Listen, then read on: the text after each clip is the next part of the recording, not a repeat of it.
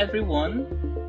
This is Safeguarding Matters, a podcast by the Safeguarding Resource and Support Hub, RSH.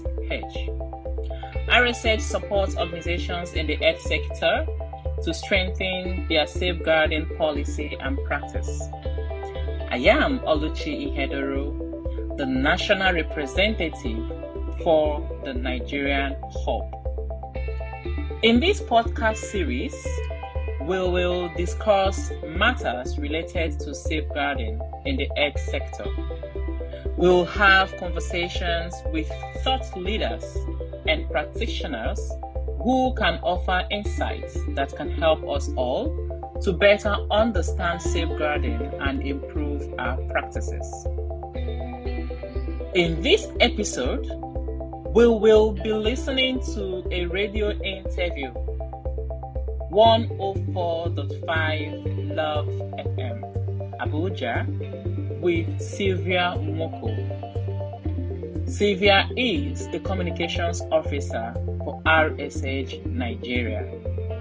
Sylvia will be talking about the International Women's Day and what the Nigeria Resource and Support Hub is doing to commemorate this year's IWD 2024.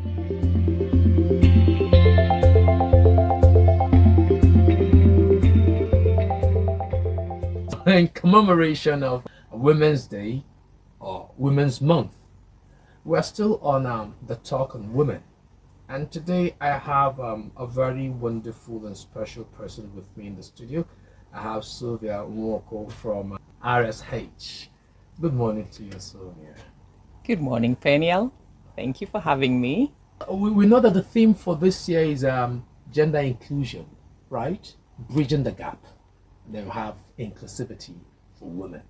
So it's actually invest in women, accelerate progress. Yes, invest in women, accelerate progress. Then there's inclusivity in it also. So I think you're more interested in invest in women, accelerate progress. But then, before we go to our discussion, just on a lighter note, but let's look at women generally when it comes to governance. How far have women come so far?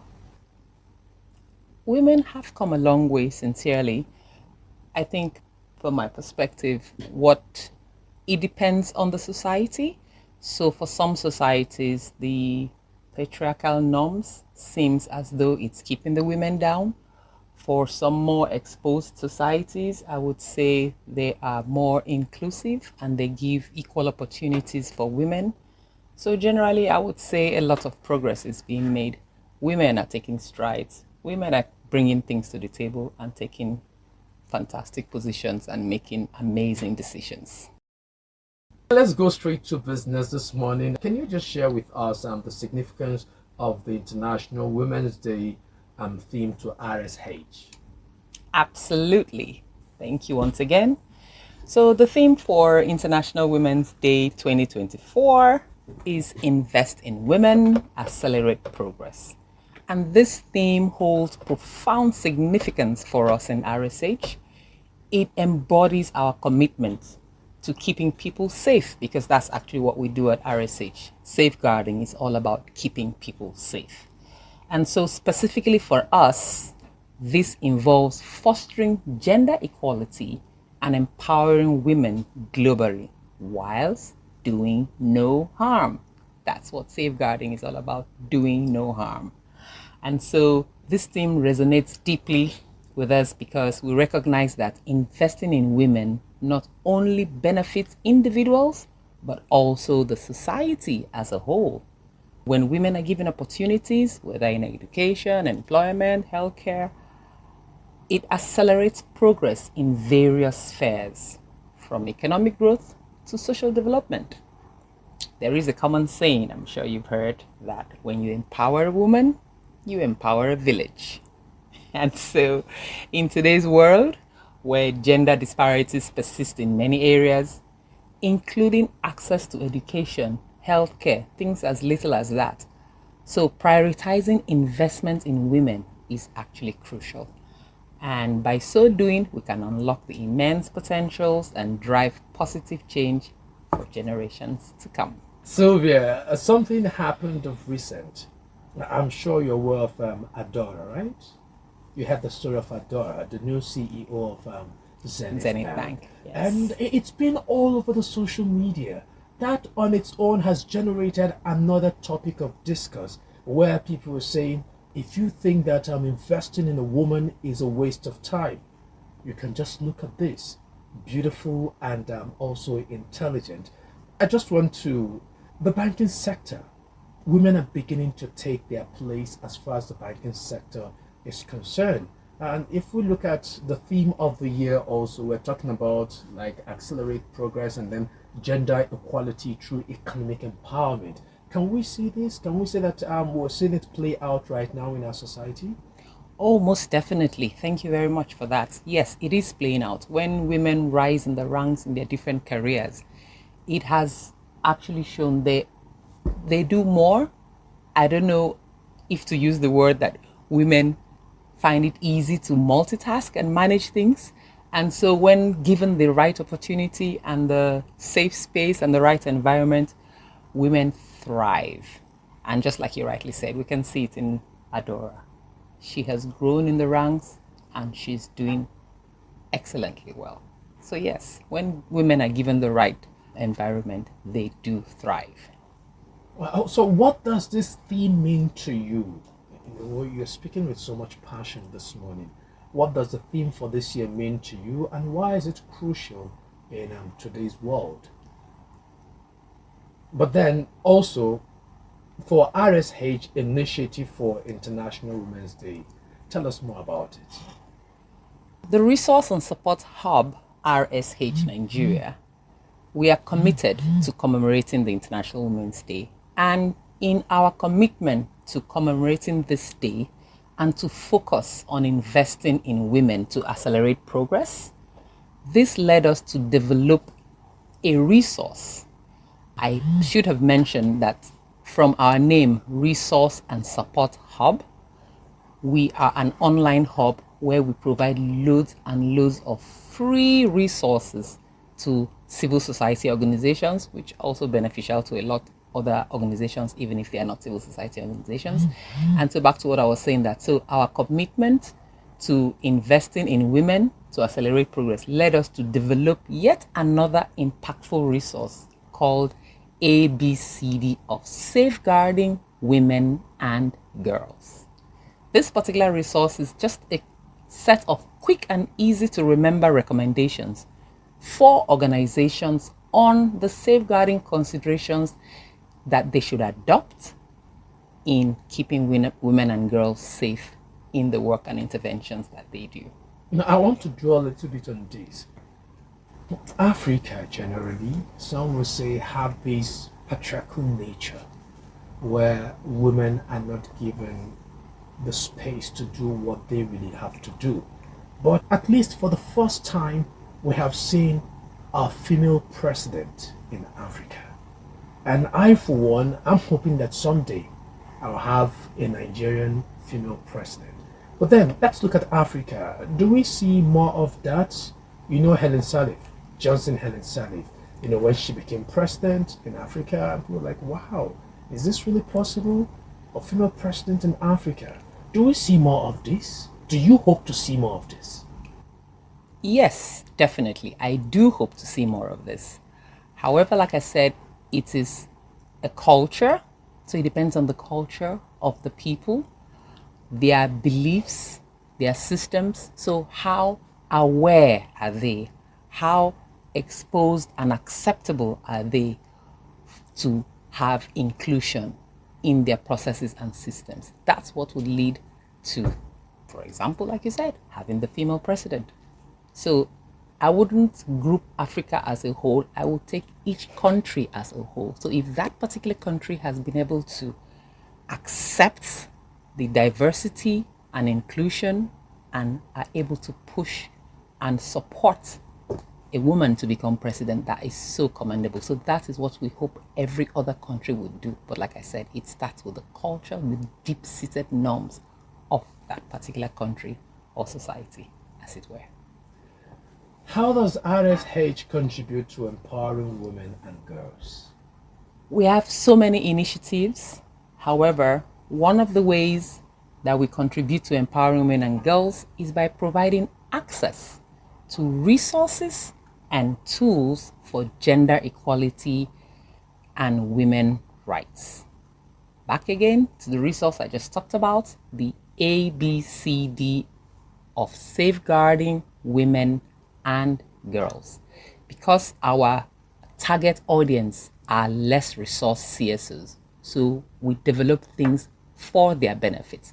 So this resource is for the benefit of less resource CSOs, and like I said also, it's also beneficial to any other sector because safeguarding is broad. We just have the target audience within our scope to focus on less resource CSOs. Civil society organizations is what I mean. Many women will be wondering how they can gain access to these resources you're talking about. Because some will say there are so many bottlenecks here and there. Is RSH not like other organizations they've seen come make very watery promises to people, and at the end of the day, having access to those resources becomes a huge problem? For us at the Safeguarding Resource and Support Hub, all our resources are free. You just need to be able to access our website, which is nigeria.safeguardingsupporthub.org. Once you log in there, you will have a plethora of resources, all free. You can download as you will. You can also attend our bi-monthly webinars, which are free also. We just held one yesterday. And we also have our newsletters that we send out periodically to keep everyone, our audience and our listeners can subscribe to our newsletter so that they can be informed on our upcoming events and latest resources that we have added to our website and all. So these are different ways that RSH gets involved. Can I ask how your audience can engage with your initiative? Is there a way they can engage with your initiative? Actually, yes, they can. First, just like I mentioned earlier, they can actually engage by attending these free webinars. The one we had yesterday was so interesting and so engaging. Lots of questions were answered. A lot more are going to still be answered and sent via our website. So already taking part in our webinars by attending is one of the ways our audience can engage. Subscribing to our newsletter is another way. Visiting our websites and seeing so many other services that we offer. We also offer a service that we call Ask an Expert. This is also a free service where organizations, networks, which we encourage. Why we encourage networks? Because it has a lot more reach. So we encourage networks of organizations to go ahead and log into our website and access the free Ask an Expert service. It's free because we help you, we handhold you and walk you through integrating safeguarding in all your systems, processes, and policies. And this already would strategically align you for more productivity and, of course, more grants. It's RSH also, considering how to reach out to women who are not computer savvy, to say, because from all you're saying, you have to be knowledgeable about the internet. You must have access to internet before one can actually have a direct engagement with RSH. Is RSH also making provision for women who are in the hinterland who are not privileged to modern day technology, like some say? So yes, we do have hard copies of some of our resources. For example, this particular ABCD of safeguarding for women and girls, we actually have the hard copies. I have even brought some to the studio, which I hope you would take. However, our target audience, like I said, are organizations, civil society organizations. And so every civil society organization has a website, has data, and also those organizations are able to access these resources. They now cascade this information down to the particular community that they have their intervention in Now they can translate, they can download these resources, print it out, and then have the printables as hard copies that they can use to reach these possible beneficiaries who do not have access to data. But once again, we also have our, okay, that's back to internet. I was going to say they could email us. Something was just popping up on my mind. There's this language we use to, or caption, they say catch them young, especially for teenagers who are just, growing up and who are now social media inclined and all the fit. Perhaps maybe RSH could think towards that line of engaging school. Perhaps, who knows? We are trying to ensure that civil society organizations, particularly less resourced civil society organizations, are aware of what safeguarding is all about, Okay. and that they integrate this in all their programs and interventions. So that's why I said that our target audience are these organizations. We have to make sure that, so let me just give a typical example. For example, an organization wants to go and have an intervention in a community. Maybe, this is just as an example, they are supplying maybe exercise books to some schools way in hard to reach areas.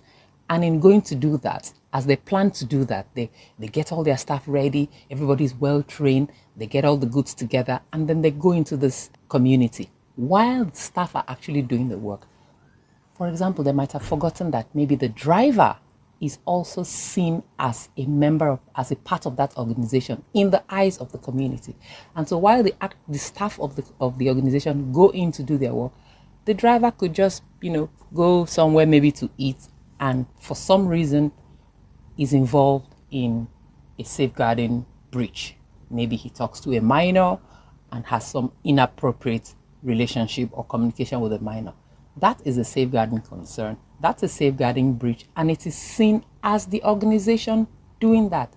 So now when you integrate safeguarding in your processes, you'll be planning with the safeguarding lens on, and when you're looking critically, you would actually remember that, what are the possible risks that can happen? Is it possible that even volunteers and our drivers or any other person might do? And that would make you bring them into the training. So you will not see them as, he's just a driver that is going to take the staff to a certain venue while the staff do their work. You would see everyone as a part of that organization who needs to be exposed and aware of safeguarding concerns because they are representing you. And safeguarding, like I said earlier, is do no harm both to your organization and to the community that you're serving. Wow, we are just trying to create another arm for RSH. Who knows? I was just trying to create another arm for RSH, but then it's okay. Now, I know we've said so many things this morning. The last illustration you just made, really important, where you have to carry everyone along. You don't discriminate or show that disparity. This person is just a driver, is not part of the process. He's just there to drop us off, take us back to the office, and eventually, if there's any breach, people don't see that driver as an individual. They see him as part of the organization who actually came to help the community. Is there any call to action that you could give to members of the society? Thank you. Yes, please. I would say all our listeners out there, please log into our website, nigeria.safeguardingsupporthub.org, and feel free to send us an email. The email address is there. Feel free to subscribe to our newsletter. The link is also there. And feel free to sign up, register, and join our bi-monthly webinars. Thank you. It won't be fair if I end this without asking this. For the women, like you said, culture sometimes could a clog in the wheel for some certain people to progress in life. What's your message also to women this morning? I intentionally brought the case of Adora, right? Now we're having a litany of women who are leading in the economic sector, in the financial sector, just name them, about 7 of them right now. at some point people say, sending a woman to school doesn't make any sense. It's like you're just pouring water inside a basket. At the end of the day, she's not part of the family. She'll move out, all of that. But like there's a change of narrative right now. So for you, what's your message also to women out there listening to you, perhaps who are still thinking from that other side of thought that there's no point training my daughter. The girl child has no business going to school. No need to empower her. All she needs to do is just grow up. We marry her out and life goes on. So what's your message to that category of women, if we still have some of them? My message to women out there would be awareness. To be aware is to be empowered. And so in empowering a woman, you're actually becoming more aware and more knowledgeable of your rights, your environment, and all that really you need to do. So if I might just quickly refer back to the ABCD of safeguarding women for women and girls, that document, each letter actually stands for a particular thing. So for example, A is for awareness.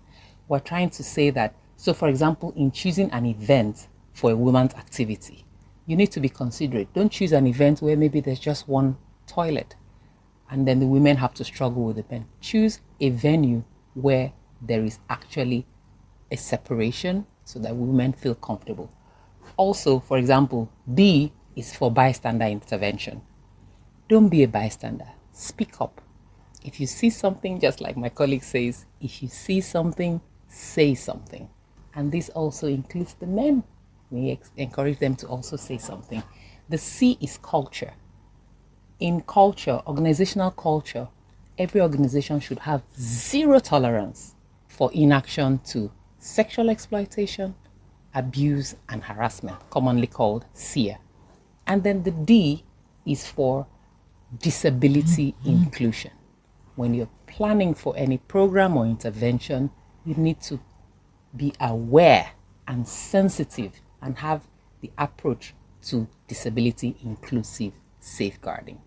By this, it means you would identify the fact that there could be people who may not be able to access certain, so going back even to the events venue that I mentioned, it could be a venue where the room is upstairs, beautiful room, has all the facilities, but maybe there are no ramps for someone that might be on a wheelchair.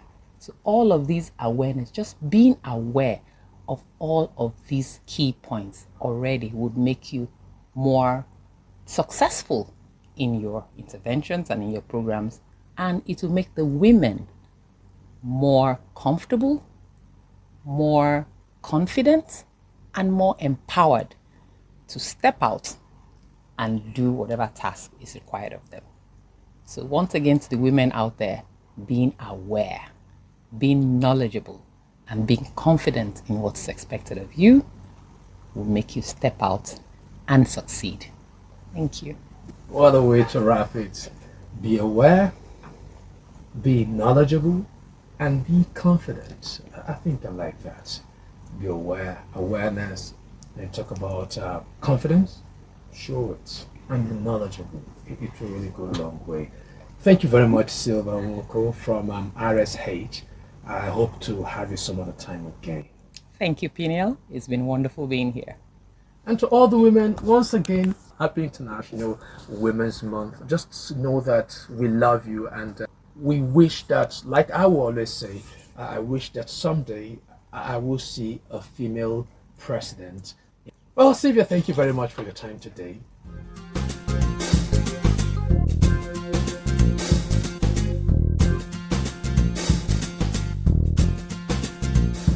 I hope you enjoyed this podcast. If you want to learn more about this program, why not visit our online platform at nigeria.safeguardingsupporthub.org. If you have any comments on this episode or want to share your thoughts for the focus of future episodes, please contact us on info@safeguardingsupporthub.org. Thanks for joining. See you on our next podcast.